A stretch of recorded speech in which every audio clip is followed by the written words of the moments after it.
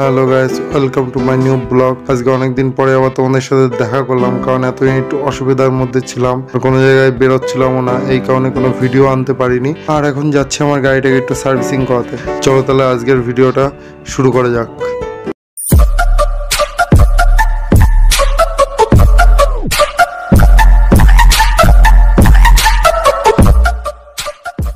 এই যে সামনে আমার গাড়ি দাঁড়িয়ে রয়েছে, আর গাড়িটাকে অনেকদিন সার্ভিসিং করানো হয়নি, এই কারণে সার্ভিসিং করানোর জন্য বেরোলাম।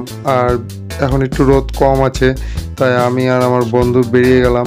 আর এই যে আমার বন্ধু গাড়িতে বসে রয়েছে, আর এখানে বেশিক্ষণ দাঁড়াবো না, কারণ গাড়িটাকে সার্ভিসিং করিয়ে সকাল সকাল বাড়ি চলে আসতে হবে। আর খুব তাড়াতাড়ি একটা ট্যুরের প্ল্যান করেছি। আর এই যে 5:47 বেজে গেছে, চলো ধরে রাস্তায় যেতে যেতে তোমাদের সাথে আবার কথা হচ্ছে। গাইজ, তোমাদের সাথে একটু আগে শেয়ার করলাম যে একটা নতুন ট্যুরে আমরা প্ল্যান করছি। আর নতুন ট্যুর মানে নতুন নতুন জায়গা ঘুরতে যাওয়া, আর নতুন জায়গা মানে একটা বিশাল এক্সাইটেড ব্যাপার। এই কারণে আমরা তাড়াতাড়ি করে সব কিছু গুছিয়ে নিচ্ছি, আর গাড়িটাকে সবার আগে সার্ভিসিং করাতে হবে, এই কারণে গাড়িটা সার্ভিসিং করাতে যাচ্ছি।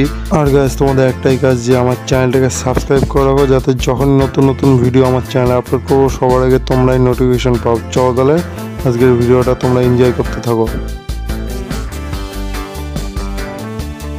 গাইস, আমরা এইমাত্র কৃষ্ণগড়ে এন্টার করলাম, আর কৃষ্ণগড়ে এন্টার করে দেখতে পেলাম আজকে কৃষ্ণগড়ের রাস্তাঘাট খুবই ফাঁকা রয়েছে, কারণ আজকে এত পরিমাণে গরম দিয়েছে যে কেউই বাড়ির থেকে বেরোনোর সাহস পাচ্ছে না। আর আমাকে কৃষ্ণগড়ের শোরুম থেকে ফোন করে যাচ্ছিল যে স্যার আপনার গাড়িটা একটু সার্ভিসিং করিয়ে নিন, এই কারণেই আজকে চলে আসলাম।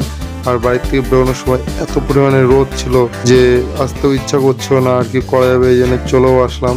এখন আর রোদের তাপটা সেরকম একটা নেই, এই জন্যই খুব একটা অসুবিধা হয়নি। আর চলো সোজা হন্ডা শোরুমের সামনে গিয়ে আবার তোমার সাথে দেখা করছি। আর কৃষ্ণগড় স্টেশনের গেট পার করেই আমরা চলে আসি হন্ডা শোরুমের সামনে। আর হন্ডা শোরুমের সামনে এসে দেখতে পাচ্ছি একটু ভিড়ও আছে। যাই না হন্ডা শোরুমে কতটা ভিড় আর আমাদের কত টাইম লাগবে, তা তোমাদের সাথে হন্ডা শোরুমে গিয়ে আবার বলছি। চলো তাহলে ভেতরে যাওয়া যাক।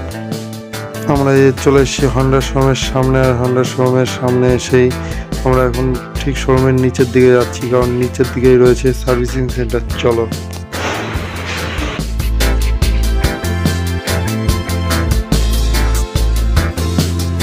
এইমাত্র আমরা শোরুমের থেকে বাইরে বেরোলাম, আর শোরুমের মধ্যে বাইকের সার্ভিসিংয়ের কোনো ভিডিও করা অ্যালাউ নেই, এই কারণে কোনো ভিডিও করতে পারিনি।